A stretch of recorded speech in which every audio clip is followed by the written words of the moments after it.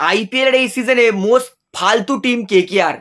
এই বছর play অফসে KKR জীবনে পৌঁছাতে পারবে না, কারণ কেকেআর শুধু দল গঠন খারাপ করেনি, কেকেআর এর কোচ সেটাও পুরোপুরি খারাপ। ভাই অঙ্ক্রিজ রঘুবংশী পরিষ্কার শুভমান গিলের সাই সুদর্শন দেখিয়ে দিল যে এই পিচে পাতি ব্যাটসম্যানের কোনো কাজ নেই। এই পিচে রান করতে পারবে একমাত্র পিওর ক্লাস সেই ব্যাটসম্যানরাই। সাই সুদর্শন আর শুভমান গিল দেখিয়ে দিল, চোখ থাকতেও চোখ বন্ধ করে রাখছে আমাদের কেকেআর এর কোচিং স্টাফ। 4 নম্বরে নামাচ্ছে ভেঙ্কটেশ আইয়ারকে।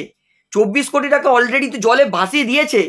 ভাই এই পিচে ভেঙ্কটেশ আইয়ার রান করবে আশা কি করে করছে? 24 কোটি টাকা দিয়ে কি করে কিনলো আমি মাথায় ঢুকছে না। ভেঙ্কটেশ আইয়ার আজকে শুভমান গিল থাপ্পড় মেরেছে, কেকেআর ম্যানেজমেন্টের গালে না শুভমান গিল থাপ্পড় মেরেছে জোরে সাপাটে। এই ট্যালেন্ট সবাই জানতো যে আগামী 2-3 বছরে শুভমান গিল তিনি ভারতের ভীষণ বড় স্টার প্লেয়ার হবে। সেই শুভমান গিলকে ছাড়লো, রিটেন করলো কাকে? ভেঙ্কটেশ আইয়ারকে। ঠিক আছে, একটা ভুল হতেই পারে, ছেড়ে দিলাম। লাস্ট সিজন যখন শ্রেয়াস আইয়ার এসেছে না, মনে শান্তি ছিল যে যাক একটা ভালো প্লেয়ার, মিডল অর্ডারের ভালো একটা প্লেয়ার পেয়েছি, ভালো ক্যাপ্টেন পেয়েছি। ক্যাপ্টেন্সিতে আমি রানিকে দোষ দিচ্ছি না, সরি, মিডল অর্ডারে একটা ভালো, অবশ্যই শ্রেয়াস আইয়ার ভালো ক্যাপ্টেন, এতে নো ডাউট। তো আমি ভেবেছিলাম যে শ্রেয়াস আইয়ার অন্তত কেকেআর দলে 5 বছর তো থাকবেই। ম্যানেজমেন্ট বলছে আরে বোকা তুই কি বুঝিস, শ্রেয়াসকে ছাড়বো আমরা। ভাই রেখেছো কাকে? ভেঙ্কটেশ আইয়ারকে? না কোনো আছে ক্লাস, না কোনো আছে টাচ। শুধু একটাই বল ভেঙ্কটেশ আইয়ার খেলতে পারে, সেটা হচ্ছে বাউন্সার। অপোনেন্ট দল বুঝে গেছে ভেঙ্কটেশ আইয়ারকে আর বাউন্সার করেই না, জানে ভেঙ্কটেশ আইয়ার বাউন্সার ছাড়া কোনো কাজেই করতে পারবে না। আর সত্যি কোনো কাজেও নেই ভেঙ্কটেশ আইয়ার, শুধু শুধু 24 কোটি টাকা দিয়ে কেকেআর বহন করছে। সত্যি কথা বলবো, যখন 200 রান গুজরাট টার্গেট দিয়েছে না, তখন আমি আমার দিদির সঙ্গে ভিডিও কল করে কথা বলছি। দিদি বলছে কি রে ভাই, কেকেআর মনে হচ্ছে জিততে পারবে? আমি বলছি কেকেআর যদি এই পিচে 170 রান করে দেয় না, তাহলে আমি মেনে যাব। হ্যাঁ একটা চান্স আছে, যদি অজিঙ্ক্য রাহানে আর অঙ্ক্রিজ রঘুবংশী মিলে কিছুটা ভালো একটা 100 রানের পার্টনারশিপ দিতে পারে, তাহলে একটা চান্স আছে। সেই অঙ্ক্রিজ রঘুবংশীকে নামাচ্ছে 8 নম্বরে। মাথায় কোনো বুদ্ধি নেই।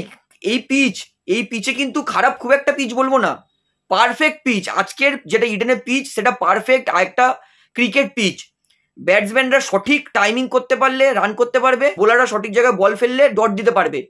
একটা আইডিয়াল ক্রিকেট পিচ ছিল, সেখানে কেকেআর পুরো ম্যাচ ঝুলি দিয়েছে ভেঙ্কটেশ আইয়ার। আমার সত্যি বলছি, আমার কেকেআর দল হারছে না, আমি যে কত দুঃখ ভিতর আছি আপনাদেরকে কি বলবো। কেকেআর দলকে এত ভালোবাসি, কেকেআর যখন হারে না তখন মানে পুরো রাত খারাপ হয়ে যায়।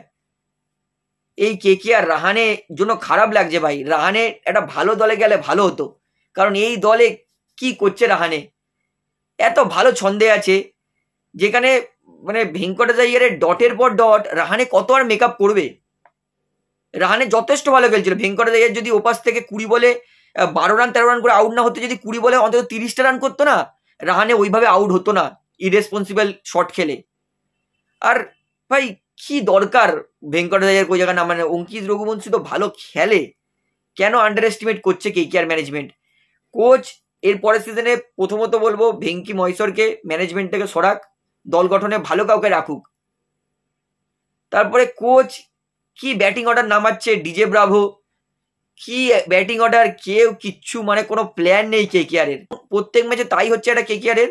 যতক্ষণ অজিঙ্ক্য রাহানে ব্যাটিং করছে মনে হচ্ছে কেকেআর হয়তো ম্যাচটা জিতে যাবে, রাহানে আউট হচ্ছে ধ্যার গোবিন্দপুরের মতো এক করে সবাই আউট হতে থাকছে।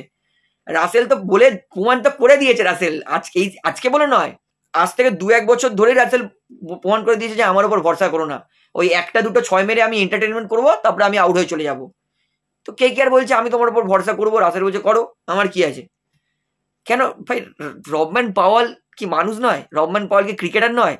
না রবম্যান পাওয়ালকে খুব খারাপ দেখতে বলে রবম্যান পাওয়ালকে সুযোগ দেওয়া হচ্ছে না? এই ম্যানেজমেন্ট এবং কোচিং স্টাফ কেকেআর লাস্ট সিজনও জিততো না যদি না গৌতম গম্ভীর মেবি থাকতো।